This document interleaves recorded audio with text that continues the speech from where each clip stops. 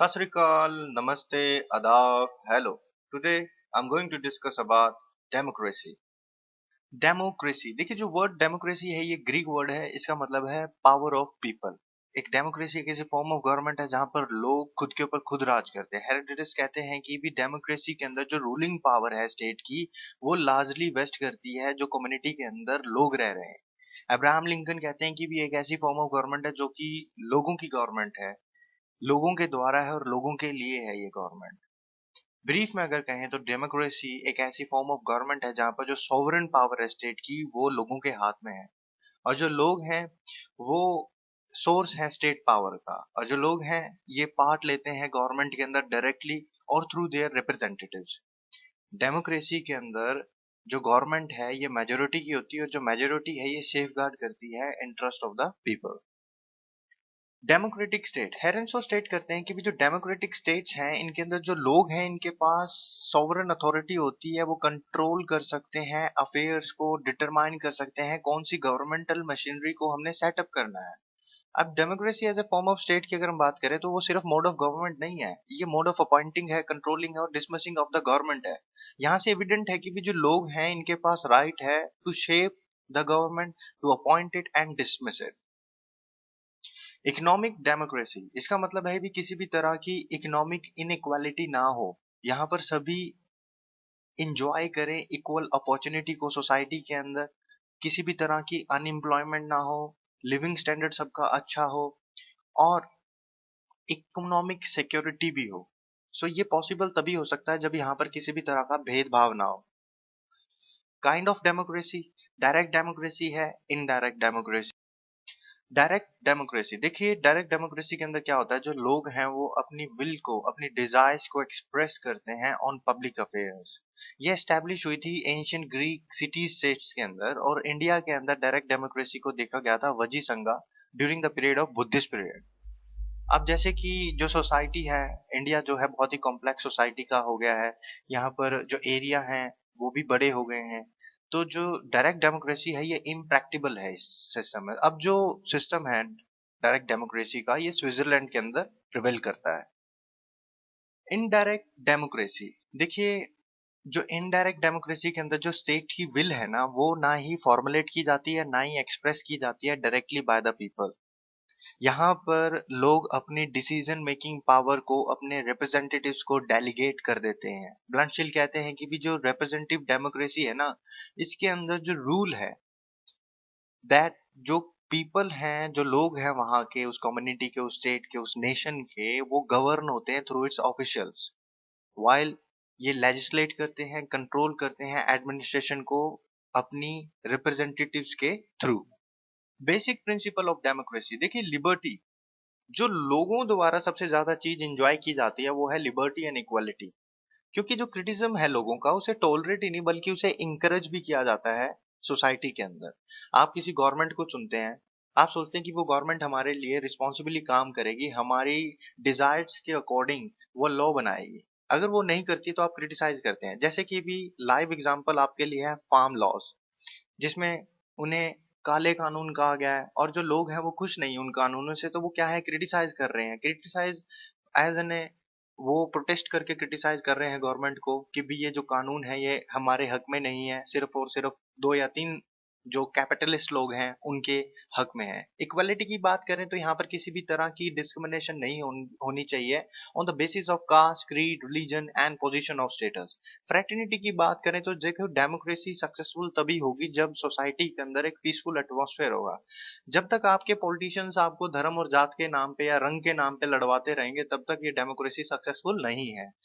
The people देखिए, जो लोग हैं ये अल्टीमेट सोर्स है सोवर्निटी का। सोवर्निटी मतलब सुप्रीमनेस, डोमिनेंस जो होता है हमारा सोसाइटी के अंदर, जो स्टेट के अंदर, जो नेशन के अंदर जो हमारा डोमिनेंस है वो गवर्नमेंट को लोगों के द्वारा मिलता है।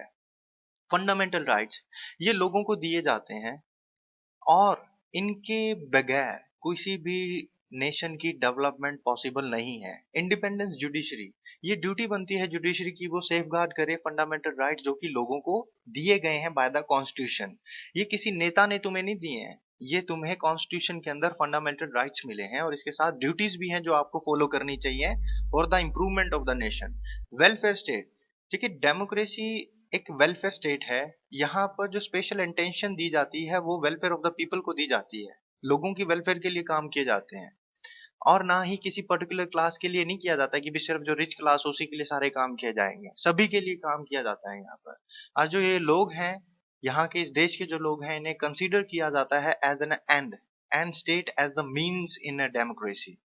Condition for successful democracy, sound system of education. देखिए, जो लोग इस देश में रह रहे हैं, इनके पास सेंस ऑफ अंडरस्टैंडिंग होनी चाहिए पॉलिटिकल प्रॉब्लम्स की। इनके पास कुछ क्वालिटीज होनी चाहिए सैक्रिफाइस करने की, काइंडनेस होनी चाहिए, सेल्फलेस सर्विस करें नेशन के लिए, डिसिप्लिन में रहें, म्यूचुअल सपोर्ट होनी चाहिए एक दूसरे के लिए।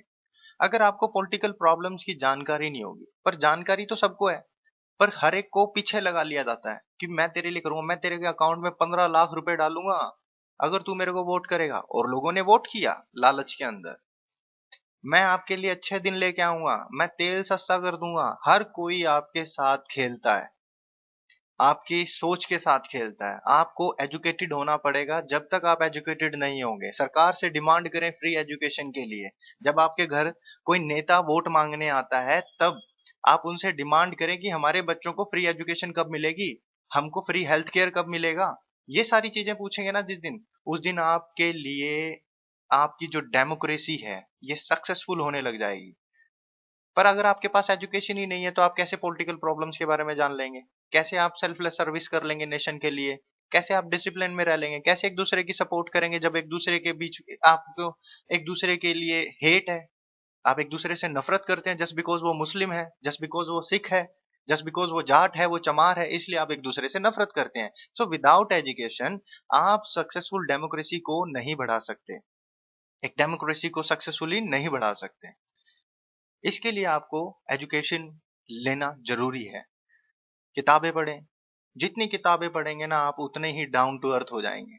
डाउन टू अर्थ मतलब जमीन से जुड़े हुए इंसान हो जाएंगे, सिर्फ आप धरती के बारे में सोचेंगे, इस नेचर को, इस एनवायरनमेंट को कैसे बढ़िया किया जाए। एनलाइटेंड सिटीजनशिप, देखिए, लोगों को अपने राइट्स एंड ड्यूटीज के बारे में पता होना चाहिए। ये एक डेमोक्रेसी की सक्सेस के लिए बहुत जरूरी है। जब तक लोग अपनी ड्यूटीज को फुलफिल नहीं करेंगे, परफॉर्म नहीं करेंगे, तब तक डेमोक्रेसी सक्सेसफुल नहीं होगी। वो बेशक कितने से कितना बड़ा देश हो, वहां के लोग कितने ही क्रांतिकारी हों, जब तक आप अपनी ड्यूटीज को परफॉर्म नहीं करेंगे तब तक ये डेमोक्रेसी किसी मतलब की नहीं है। पॉलिटिकल अवेकनिंग, जहां पर कोई पॉलिटिकल अवेकनिंग ही नहीं है सिटीजन्स के अंदर, वो समझ ही नहीं पा रहे हैं पॉलिटिकल प्रॉब्लम्स को, तो वहां पर ऑब्वियसली बात है कि वो एक गलत रिप्रेजेंटेटिव को चुन लेंगे। जैसे कि अब के जो हमारे मिनिस्टर्स हैं, वो कितने गलत रणनीतियां लेके आए हैं, नीतियां लेके आ रहे हैं, जिसकी वजह से सारे लोगों को प्रॉब्लम्स फेस करनी पड़ रही है। लोगों को तो वो कहते हैं मास्क पहनो, पर खुद भीड़ इकट्ठी कर रहे हैं। लोगों को तो कहते हैं 500 लोग होने चाहिए शादी में, आउटडोर इंडोर 200 होने चाहिए। तो आप लोग ये देखिए कि आपका रिप्रेजेंटेटिव क्या आप जैसा है? क्या आपका रिप्रेजेंटेटिव जो जिसको आपने इलेक्ट किया है as an president, as an prime minister, जहां पर भी आप हैं, क्या सच में वो आपकी उम्मीदों पे खरा उतर रहा है? अगर नहीं उतर रहा तो वोट मत करा करिए जी। झूठे वादों पे बारी बारी विश्वास मत किया जी। Freedom, freedom of speech, of expression है, फ्रीडम ऑफ प्रोफेशन है आपके पास, फ्रीडम ऑफ रिलीजन है, फ्रीडम टू फॉर्म एसोसिएशंस है, a free and fearless press की जरूरत है। पर यहाँ की जो मीडिया है वो तो गुलाम है, जो पॉलिटिकल पार्टी पावर में आती है उसकी जूते चाटने लग जाते हैं ये लोग। तो हमको डेमोक्रेसी के अंदर एक फ्री एंड फियरलेस प्रेस की जरूरत है, नहीं तो ये देश एक ऑटोक्रेटिक नेशन में बदल जाएगा, जहां पर गवर्नमेंट सिर्फ अपनी मनचाही चीजें करेगी, रेडियो पे आके मन की बात करेगी, और ये शुरुआत हो चुकी है। तो आप लोगों को समझना पड़ेगा इस चीज को। इक्वालिटी, देखिए, डेमोक्रेसी जो है वो रिकॉग्नाइज नहीं करती किसी भी तरह की क्लास डिस्टिंक्शन को। सभी इक्वल हैं सोशली, इकोनॉमिकली एंड पॉलिटिकली। पर ये आपके नेता लोग आपको डिस्क्रिमिनेट करते हैं। लॉ एंड ऑर्डर, देखिए, मेंटेनेंस ऑफ जो लॉ एंड ऑर्डर है सोसाइटी के अंदर वो बाय द गवर्नमेंट होता है। पर आप देख लीजिए लॉ एंड ऑर्डर कैसा है, दिन ब दिन क्राइम बढ़ता जा रहा है, सरेआम किसी को मार दिया जाता है, सरेआम इज्जतें लूट रही हैं, सरेआम चोरियां हो रही हैं, पुलिस सरेआम अपनी आर्बिट्रेरीनेस दिखा रही है। स्पिरिट ऑफ कॉपरेशन की अगर बात करें तो देखिए जो डेमोक्रेसी है वो फ्लरिश तभी होगी जब यहाँ पर लोगों की और सरकार की सोच में कोई गैप नहीं होगा। When there is a spirit of a cooperation among them, then the democracy is successful. अगर गैप है तो नहीं। अब लोग चाह कुछ रहे हैं, गवर्नमेंट कर कुछ रही है, तो क्या लोग खुश होंगे? फिर तो ऑब्वियसली गैप आ जाएगा ना। गैप खत्म करने के लिए क्या है, गवर्नमेंट को अकॉर्डिंग टू द पीपल काम करना पड़ेगा। Written constitution and independent judiciary की बात करें तो देखिए रिटन कॉन्स्टिट्यूशन इंट्रोड्यूस करता है view checking of autocratic powers of the government. क्या government according to the constitution काम कर रही है, जो उसके अंदर रूल्स एंड रेगुलेशन सेटअप की गए हैं? तो उसके कॉन्स्टिट्यूशन जो रिटन कॉन्स्टिट्यूशन होता है उसके अकॉर्डिंग हम पता लगा सकते हैं क्या गवर्नमेंट आर्बिट्रेरली काम कर रही है, क्या government just for the few people काम कर रही है। जुडिशरी जो है वो गार्डियन है फंडामेंटल राइट्स ऑफ कॉन्स्टिट्यूशन के। देखिए गवर्नमेंट अगर आपके हित में नहीं काम करेगी, गवर्नमेंट कोई ऐसा लॉ निकाल देती है जहां पर आपके फंडामेंटल राइट्स वॉलेट हो रहे हैं, तो वहां पर सुप्रीम कोर्ट या फिर हाई कोर्ट आपके फंडामेंटल राइट्स को प्रोटेक्ट करेगी। जिस देश के अंदर रिटन कॉन्स्टिट्यूशन नहीं है वहां पर जो गवर्नमेंट ऑफिशियल्स हैं, जो फिर जो रिप्रेजेंटेटिव्स हैं लोगों के, वहां पर वो गवर्नमेंट्स ऑटोक्रेटिक पावर्स को यूज करती हैं। पीरियोडिक इलेक्शंस, देखिए इम्पार्शियल एंड पीरियोडिक इलेक्शंस होने चाहिए जो कि लोगों के अंदर फेथ एस्टेब्लिश करें, और ऑपोजिशन के अंदर भी। अब आप देख लीजिए ईवीएम मशीन्स चोरी की जा रही हैं। वाह, क्या जमाना आ गया है। डीमेरिट्स ऑफ डेमोक्रेसी, देखिए ये एक रूल है इनकम्पिटेंट पर्सन का। देखिए कोई भी, आपने देखा होगा सोसाइटी के अंदर कि भी कोई भी इलिटरेट पर्सन खड़ा हुआ इलेक्शन लड़ रहा है, नु बोला जी यो अपने जात का है, देखिए थोड़ा सा वोट करिए, वो सारी की सारी फैमिली उसको जाके वोट कराएगी। कुछ नहीं पता उसने क्या करना है क्या नहीं आपके लिए फ्यूचर में, बस वो बाद में ना, फिर आप जब वोट देते हो, वोट तो दे देते हो, बाद में फिर वो आप उन्हीं के आगे हाथ जोड़ते हो जाके, काम करवा दो जी काम करवा दो, और फिर मारता है आपके लात, निकलो यहाँ से, वैसे पूछ के वोट दिया था। तो ये रूल ऑफ फूल है इनकम्पिटेंट लोगों का। इलिटरेट पर्सन कोई भी, जैसे कि इलिटरेट पर्सन मोदी जी हैं, इनके पास कोई डिग्री डिग्री थोड़ी ना है, ऐसी इनकी पूरी की पूरी कैबिनेट में इलिटरेट पर्सन बैठे हैं जिनको कुछ नहीं पता। इनकी जो ब्यूरोक्रेसी है वो भी इनके कहने पे काम करती है, और एक्चुअली इनकी ब्यूरोक्रेसी काम नहीं करती है, ये काम करते हैं according to the those people जिन्होंने डोनेशंस दिया था इनके इलेक्शंस के लिए, और अब भी इनके इलेक्शन को डोनेशन जा रहे हैं। तो ये इनकम्पिटेंट पर्सन को कब तक हम जिताते रहेंगे, कब तक हम पॉलिटिकल नॉलेज के बारे में ज्यादा ज्ञात करेंगे, और हम हमारी जो रियल प्रॉब्लम्स हैं उसको इन पॉलिटिशियंस के आगे रखेंगे। हमें क्या चाहिए, हमें स्कूल्स चाहिए, कॉलेजेस चाहिए ज्यादा से ज्यादा, हेल्थ केयर इंस्टीट्यूशंस चाहिए ज्यादा से ज्यादा, हमें लॉ ऑफ ऑर्डर चाहिए, हर एक चीज चाहिए। यहाँ पर किस चीज की, हर एक चीज की कमी है इस देश के अंदर। इतने साल हो गए देश को आजाद हुए और अभी भी वही गाय कुत्तों की तरह फिर रहे हैं यहाँ पर सभी के सभी। ना गाय का पेट भर सके, ना कुत्ते का पेट भर सके, ना इंसान का पेट भर सके, सिर्फ भर सके तो पेट किसका, दो चार कैपिटलिस्ट लोगों का जिन्होंने डोनेशन दिया था इनके इलेक्शंस के लिए, दैट्स इट। और इससे आगे कर भी क्या सकते हैं, बेच रखा है देश को। डेमोक्रेसी जो है वो हिंडर करती है प्रोग्रेस को, सिविलाइजेशन को एंड कल्चर को, क्योंकि जो लोग होंगे अगर किसी देश के अंदर, अगर वो पढ़े लिखे नहीं होंगे, वहां पर उनके पास एजुकेशन ही नहीं है, स्कूल और कॉलेजेस के अलावा अगर तुम मंदिर बनाओगे तो वहां पर लोग फिर ऑर्थोडॉक्स व्यूज के तो होंगे, पुराने विचारों के ही होंगे। कहाँ से वो प्रोग्रेसिव मेजर्स को एक्सेप्ट कर लेंगे, हमेशा अपोज ही करेंगे उसे। तो ये क्या करती है कि भी एक एरिस्टोक्रेसी डेवलप कर देती है कि एक रिच क्लास का राज है यहाँ पर, सिर्फ कुछ लोग चाहेंगे, जो चाहेंगे वही होगा, बाकी सारे लोग भाड़ में जाएं, गरीबी में मर रहे हैं, भूख से मर रहे हैं, doesn't matter to the rich class. Democracy जो है वो इंपॉर्टेंस देती है ज्यादा क्वांटिटी को, ना कि क्वालिटी को। देखिए किसी के वैल्यू ऑफ वोट, सभी देखिए वैल्यू ऑफ वोट इक्वल है, पर एक जो हाईली एजुकेटेड पर्सन है वो सिमिलर है टू फूल। एक अनपढ़ के सामने भी वो एजुकेटेड पर्सन सिमिलर ही है, फूल है। क्योंकि जब लाइक लॉज बनते हैं पार्लियामेंट के अंदर तो क्या होता है कि जो मैटर्स होते हैं ना वो डिसाइड किए जाते हैं बाय द मेजोरिटी वोट्स। अब वहां पे ये नहीं देखा जाता कौन पढ़ा लिखा है कौन अनपढ़ है, बस जो पार्टी जीत में है, मेजोरिटी में है, हाथ खड़े कर दिए हे, या फिर अपोज कर दिए हु, ऐसे करके। मतलब देखा ही होगा पार्लियामेंट के अंदर कैसे टेबल थपथपा देते हैं, साथ के साथ शोर मचाने लग जाते हैं, कुर्सियां फेंकनी शुरू कर देंगे, कुछ भी। किसी को बोलने ही नहीं देंगे। कोई अगर ढंग की बात कर रहा है, वो बैठा पार्लियामेंट के अंदर 2 मिनट फालतू ही मांगे तो स्पीकर भी कह देता है, जो स्पीकर चेयरमैन बैठा होता है वहां पर, नहीं नहीं नहीं नहीं, your time is up. What is this man, come on, let them talk, let them talk, let them do something for the society, because your other members are not doing anything. अब जो administration है democracy के अंदर बहुत ही costly है, क्योंकि जो ज्यादा अमाउंट है, सबसे ज्यादा जो अमाउंट है वो इलेक्शंस पे खर्च होती है, और इस अमाउंट को हम किसी बेटर पर्पस के लिए भी यूज कर सकते हैं। जब आप अच्छा काम करेंगे तो आपको रैलियां निकालने की जरूरत नहीं पड़ेगी। तब क्या होगा, तब लोग आपका काम देखकर कहेंगे यार ये बंदा बहुत ग्रेट है, इसने हमारे लिए ये काम किए हैं। जॉब्स नहीं, एक तो होती है सिफारिशी जॉब, एक होती है कि भी आपकी कैपेबिलिटी को देखकर जॉब्स दी जा रही है, आपके लिए जॉब्स निकाल दी हैं, आपकी कैपेबिलिटी के अकॉर्डिंग आप जॉब्स ले रहे हैं, तब बेस्ट है हर एक चीज। पर वही इलेक्शंस में पैसा लगाया जा रहा है, उड़ाया जा रहा है, लो भाई दिखा दो लोगों को हम ही है सोसाइटी के अंदर, तो है ही नहीं कोई दूसरा, तो कोई नेता ही नहीं है, मतलब ये हो रखे हैं। अब जो न्यूमरस बॉडीज हैं लेजिस्लेचर की और जो मिनिस्टर्स हैं, बड़े एक्सपेंसिव है। आपने सुना होगा इस ये मिनिस्टर कांग्रेस से बीजेपी में आ गया, बीजेपी से मैं कांग्रेस में आ गया।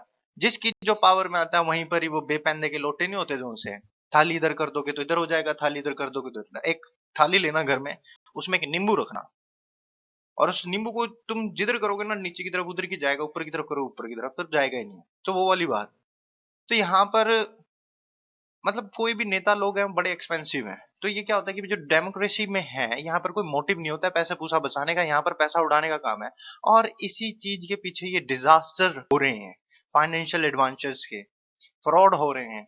हमने कई बार सुना भी है फाइनेंशियल स्कैंडल्स को, स्कैम हो गया भाई, स्कैम हो गया, 2G स्कैम, 4G स्कैम, ये सभी इन्हीं के किए धरे कारनामे हैं। तो ये डिमेरिट्स हैं डेमोक्रेसी के। कैपिटलिस्ट जो है वो एक्सरसाइज करते हैं डोमिनेंट इन्फ्लुएंस ऑन डेमोक्रेसी। देखिए ये जो कैपिटलिस्ट है ना, जैसे आपने अंबानी, अडानी, रतन टाटा जैसे नाम सुने होंगे, बड़े बड़े नाम जो हैं सोसाइटी के अंदर, तो ये क्या करते हैं, लोग डोनेशंस देते हैं पॉलिटिकल पार्टीज को। फिर ये पॉलिटिकल पार्टीज डोनेशन लेती है, अगर जीत जाती हैं तो फिर बाद में ये पॉलिटिकल पार्टीज को इन्फ्लुएंस करते हैं कि भी इनके फेवर में लॉ बनाया जाए, ताकि ये और ज्यादा रिच हो जाए, अमीर हो जाए। अब देखिए यहाँ पर एक रूल ऑफ मेजोरिटी है डेमोक्रेसी के अंदर, जो कि ऑटोक्रेटिक बन जाता है, और जहां पर माइनॉरिटीज के राइट्स के बारे में केयर नहीं की जाती। जैसे कि मुस्लिम्स हो गए, सिख हो गए, जैन हो गए, बुद्धिस्ट हो गए, कभी ये लोगों का राज होता था। तो मेजोरिटी जैसे जैसे बढ़ती जा रही है, वैसे वैसे माइनॉरिटीज के जो राइट्स हैं वो खत्म होते जा रहे हैं। उसमें माइनॉरिटीज में SC ST बैकवर्ड क्लास के सभी लोग आ जाते हैं। तो देखिए ये मेजोरिटी रूल कैसे खत्म हो सकता है, मेजोरिटी रूल तब खत्म हो सकता है जब माइनॉरिटीज हायर पोस्ट पर आकर बैठना शुरू कर देंगी, मतलब जॉब्स लेने लग जाएंगी, पढ़ने लिखने लग जाएंगी, तब ये चेंज आ सकता है। अब देखिए ये स्टैंडर्ड जो है लोगों का, उसको भी लो डाउन कर देते हैं ऐसी चीजें, क्योंकि जो अमीर लोग हैं ये डोमिनेट करते हैं डेमोक्रेसी को, वोट्स को खरीद लेते हैं, और जब कोई प्रोग्रेसिव और पुअर पर्सन इलेक्शंस के अंदर खड़ा होता है तो उसे बाहर निकाल मारते हैं। ये जो डेमोक्रेसी है ये वीक हो जाती है the time of war and crisis. देखिए जैसे कोरोना आ रखा है तो वीक है, हमारी GDP कितनी डाउन है।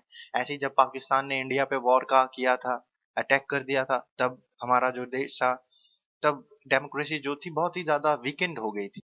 फ्यूचर ऑफ डेमोक्रेसी, देखिए जो फ्यूचर है डेमोक्रेसी का बहुत ही ब्राइट है। दूसरे देश के लोग भी इसकी तरफ इंक्लाइन हो रहे हैं, बढ़ते जा रहे हैं, इस फॉर्म ऑफ गवर्नमेंट को यूज कर रहे हैं अपने नेशंस के अंदर। और सबसे बड़ी बात जो है कि भी जो अदर फॉर्म ऑफ गवर्नमेंट है, वहां पर फंडामेंटल राइट्स की गारंटी नहीं है, वहां पर सिर्फ आपको ऑर्डर्स फॉलो करने हैं, ड्यूटीज करनी है। तो ये डेमोक्रेसी को अगर आपने सेव करना है तो आपको कुछ ना कुछ तो, जो मैंने इसमें बताया है इस वीडियो के अंदर, उसे अपने दिमाग के खाने में डाल लें और दूसरों के भी डाल लें कि भी डेमोक्रेसी में होता क्या है। ठीक है, सो अब आपके ऊपर है सब कुछ। मैंने मेरा जो फर्ज बनता था उसे कर दिया है, मैंने एक बीज बो दिया है जितनी मेरे से कोशिश हुई। देखिए मेरे को कोई पैसे पूसे नहीं मिलते हैं इस चीज के, और ना ही मेरे को कोई इनकम जनरेट हो रही है, फिर भी मैं अपना टाइम निकाल कर आप लोगों के लिए ये वीडियोस बनाता हूँ, ताकि अवेयर हो सकें आप लोग, ताकि हमारे देश की जो स्थिति है वो चेंज हो सके, हम डेमोक्रेसी को समझ सकें। Thanks for watching, subscribe the channel if you find it useful.